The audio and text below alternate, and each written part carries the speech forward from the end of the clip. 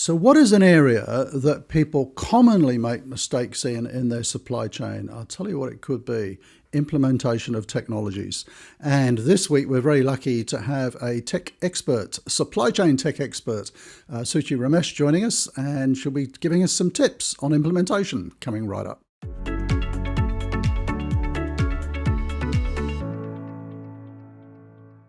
Suuchi, thank you very much for joining us again.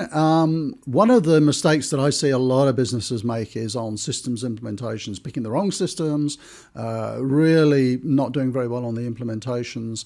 You run a supply chain tech business, so tell us, what's the secret to a great implementation? What are some of the key things to focus on? So if I was a decision maker within a company, I'd look for about 3 to 4 points to know if I'm making the right decision.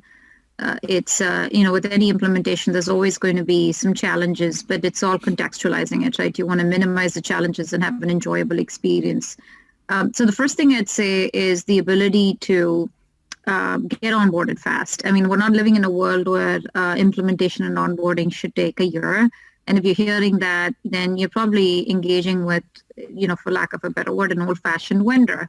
The new age system should get you up and running fairly quickly. The first set of participants should be on within a couple of months. And that has a lot to do with really easy UI UX. Most modern systems have really over-indexed on their UI and UX. And even for enterprise players, they build so that user profiles can self-discover their journey through the system. So I'd say the first thing is to ask the question, how long before my user types are onboarded, and you're in for a decent implementation if it's going to be quick. Because the faster it is, it also means you're not spending as much time, as many resources in terms of people and costs on the professional services. Because of most of these software subscriptions or purchases, you have the X component, which is paying for the subscription, and the Y is all the training and onboarding. So the shorter the time span, less of the money on that second component. So the first thing to a successful implementation, how long is it going to take? It can be unrealistic. A few days maybe is asking. You never know, right? With some systems, but it should still be within a couple of months to get the first few folks on. The second to a great implementation is the ability to quantify ROI. Are you able to, with your software vendor, able to determine how do you calculate the return on investment? And sometimes this could be pulling teeth.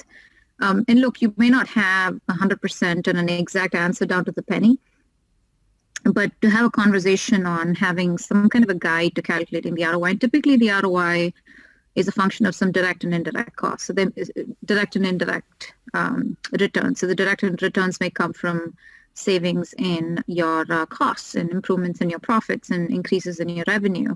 But it would also come from, some of the points you spoke about in the other video clips, which is rationalizing and the ability to get rid of other systems, but to also thin down the teams that you've retained to maintain the beast with some of these older systems, right? So the ability to calculate the ROI. And I'd say the third for a successful implementation is how easy is it for your team members to use the system? When they see it, do they need hours and hours of training, or are they able to get on and use it faster? Because if they're able to, as most systems are subscription, you want to know that when these releases are pushed out, your team can get on and use it fast. And the fourth, I'd say, is integrations. You always have to look at new investments as a platform purchase, meaning systems cannot work independently anymore. And if a system is working independently and they don't have open APIs, that's not a good sign. You want to know that they really emphasize and value and have a method to and have done a lot of integrations before with the systems you already have and systems you may want to purchase into. So these are, I'd say, the 4 main points with respect to a successful implementation. Excellent. Thank you very much. You mentioned right at the beginning there the X and Y costs. So there's the actual software cost, and then there's the training and support costs. I mean, is there a rough guide as to the ratio between those two, do you think? I mean, for example, whatever you're paying for the software, should you kind of budget a similar amount for training and implementation?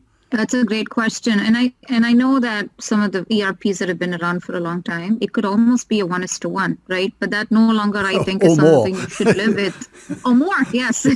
At the minimum, a 1:1. But I think that's the past. I don't think as an executive, if you're purchasing into one of these or subscribing to one of these, I don't think you should accept that that's the norm. I think new generation systems are really, if X is the cost of the subscription, then your upfront one-time cost should be, 1/10 of X. That's the guide to go with.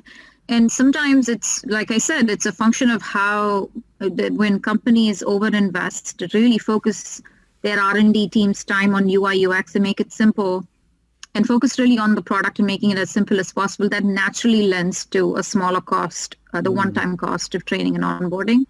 And, that's possible. It could be even less than 1/10. It depends also on, that's separate from integrations. If you have integrations with systems, if some of these systems are legacy systems, those are, of course, they have to be looked at individually. But I think you're going away from a world where 1:1 or more is the norm, from, X to 1/10 of X being the cost of the subscription. Great. Good to hear. One final question, just as the kids are going to school outside my window. Hopefully you can't hear them. A tip for people in selecting a piece of software. What do you think would be the number one tip, particularly if they don't have a lot of experience in the particular space that they're looking at? What's the number one thing that you think that you should be looking for in software selection?